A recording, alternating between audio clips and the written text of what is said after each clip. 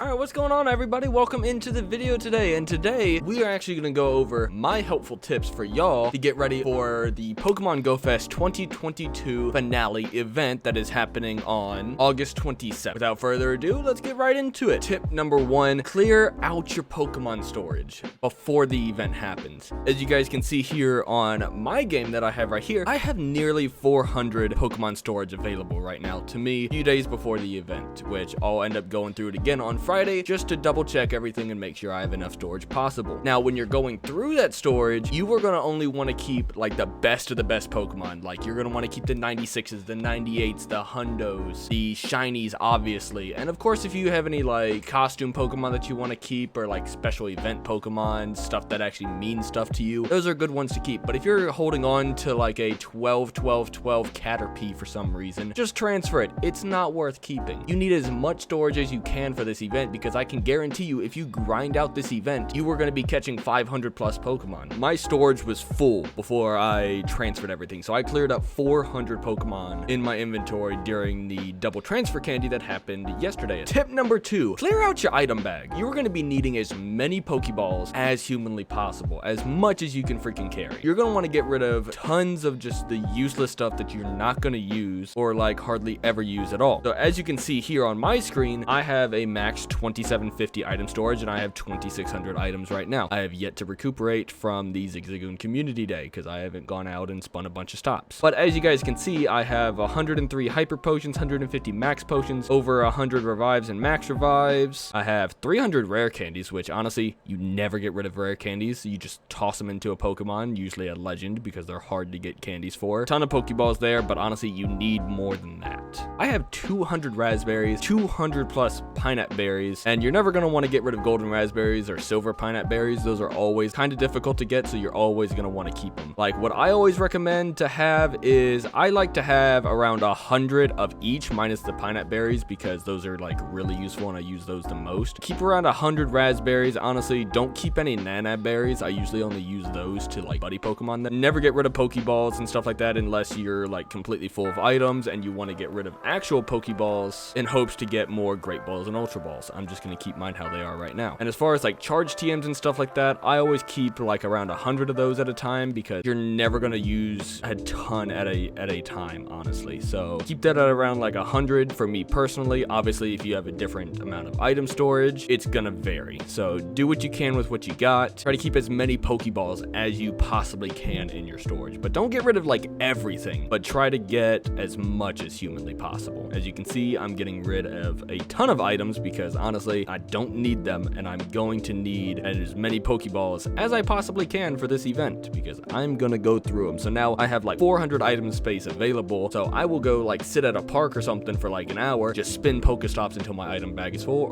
or open gifts. One or the other really works. Tip number 3, Mega Pokemon. As you can see here on my screen, I have a specific category meant for my Mega Pokemon, and each of these, almost all of them, are at least level 2. The reason why you need Mega Pokemon is because when they reworked the Mega leveling system, when you have these Pokemon Mega evolved, you get so much more bonuses to specific like Pokemon of that type that you catch. So like if I Mega this Venusaur, all these bonuses to Grass and Poison type Pokemon whenever he's Mega evolved, and same goes for like any of these typings of Pokemon. So like Abomasnow, Grass and Ice, I will get those bonuses and stuff like that whenever I have him leveled up, which later on we will go into which Megas to evolve during which times. Tip number 4, strategy. During Pokemon Go Fest, there are rotating habitats that used to be they rotated every single hour and repeated the second half of the event, but this time the habitats last for 2 hours apiece. And in the first 2 hours, in the first habitat, we have spawns such as Scyther, Pinsir, Sudowoodo, Hitmontop, Meditite, Anorith, Kricketot, Woobat, and Carablast,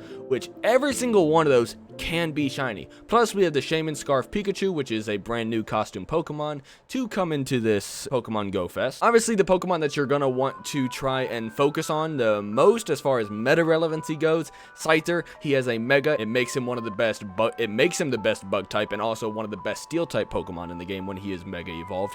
Pinsir, because he will get a Mega evolution later on down the road. You have Meditite, which is really good for Go Battle League. Same with Carablast, and all of these really good shinies. Hitmontop as well, one of the rarest shinies possible. Hardly ever comes around, one of the hardest ones to find in the wild. So if you want to try and like grind for that one, you totally should. And going on from the last tip before, tip number 3, megas. The best Pokemon that I would recommend megaing to try and get the most out of this specific hour would be Mega Scyther, because you got a bunch of bug types that spawn into this hour, or maybe even a rock type like Mega Aerodactyl. But also the 5-star raid that will be spawning is the Ultra Beast Pheromosa, which is also a bug type. So honestly, biggest recommendation is Mega Scyther to spawn to mega during this hour. And from 12 o'clock to 2 o'clock, we will be having spawns such as Machop, Geodude, Hitmonlee, Hitmonchan, Magmar, Numel, Cranidos, Drillbur,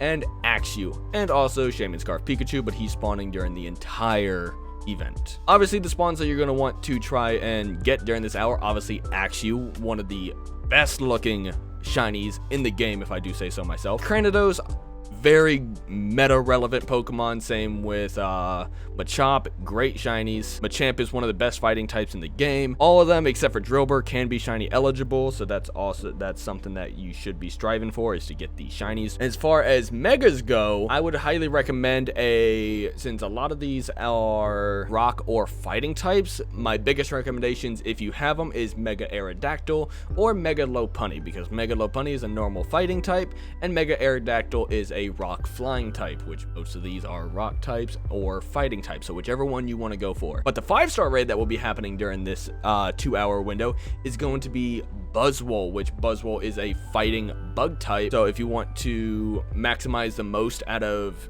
getting his candies, if that's one you want to prioritize, highly recommend Mega Lopunny if you have it. And now moving on to the next hour from 2 to 4 p.m.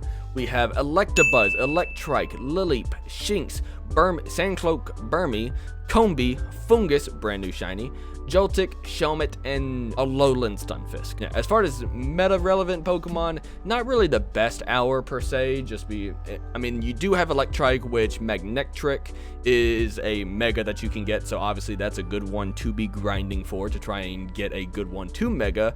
Combee is a brand new shiny that had just recently come to the game, same with Fungus, brand new shiny, very sought after right now. Shinx, one of the best looking shinies in the game, also fairly good electric type, so you should definitely be going after that one. But as far as megas for this hour, obviously an electric type would be best, so either a Mega Ampharos or a Mega Magnetric would be ideal. And as far as the Ultra Beast that is spawning during this hour as well, it is going to be Xurkitree, which Xurkitree is a pure electric type, so obviously Mega Ampharos or Magnetric would be the best ideal options for this hour. And going into the last 2 hours of the event from 4 to 6 p.m., we have spawns like Bulbasaur, Clefairy, Tentacle, Chansey, Tangela, Ammonite, Chikorita, Turtwig, Plant Cloak Burmy, Munna, which is a brand new shiny that has just come to the game as this event starts, Frillish, Swirlix, which is a brand new shiny that I believe dropped in Pokemon Go Fest Sapporo, I believe, and Skrelp will be spawning, which almost all of these can be shiny minus the Skrelp and Frillish. As far as meta relevancy goes, Chanseys are always really good to go for because they're really good as far as like gym defense goes. Bulbasaur, because Mega Venusaur is one of the best grass types and also one of the best poison types. I believe it's the best in both categories when it's mega'd. Tangela, because it's a beefy boy and it has a really good shiny. Obviously Munna, because the brand new shiny just came out, that's going to be very sought after. But some great shinies in this hour. So as far as megas go, the best one would probably be Mega Venusaur, because it is a grass poison type, and most of these are grass types and or have a poison to it as well. It would definitely be ideal, especially since the Ultra Beast during this 2-hour window is going to be Nihilego, which is a poison rock type, so Mega Venusaur would definitely be your best mega during this hour. Alright, and the final tip we have today is raiding. If you buy the 2022 Pokemon Go Fest finale ticket, you will have 9 free in-person raids to do through that entire event. As far as 1-star raids, you have Pikachu, which is going to be spawning with the Shaman Scarf.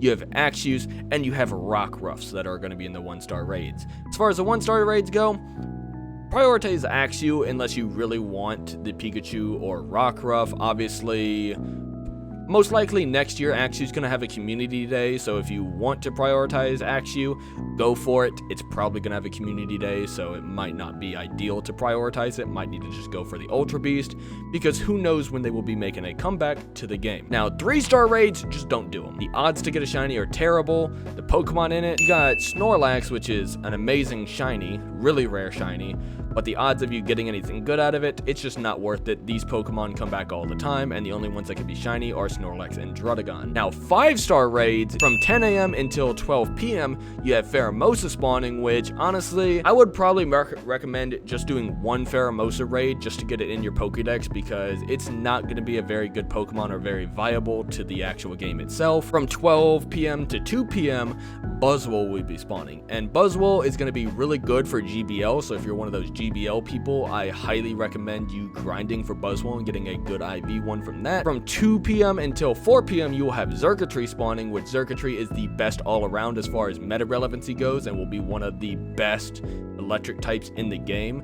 So that's probably going to be one of the ones that I prioritize the most. And from 4 p.m. until 6 p.m., Nihilego, Buzzwole, Pheromosa, and Xurkitree will all be spawning for that entire 2-hour period. And Nihilego is one of the best non-mega poison type.